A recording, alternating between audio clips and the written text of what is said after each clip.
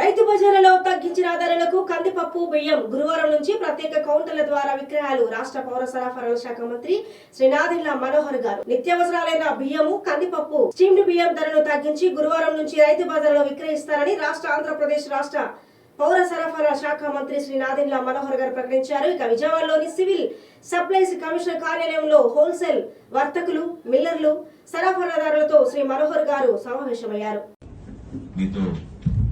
నేనైతే మనసుకి మాట్లాడదామని అనుకుంటున్నాను. మరి మీలో ఎట్లా ఉందో నాకు తెలియదు, కానీ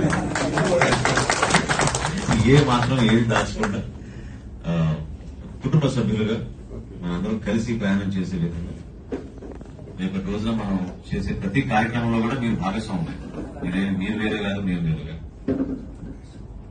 ఆ ఆలోచన ముఖ్యంగా ఏంటంటే మేమే ఆశ్చర్యం. Raw rice, which is 52 rupees 40 paise, they have agreed to come down to 48 rupees. So this is the understanding that currently we are selling with 49.50. Currently we are selling with so reduce it to 50 paise. Yes sir. Yes sir, it is almost same 50 paisa 1 always.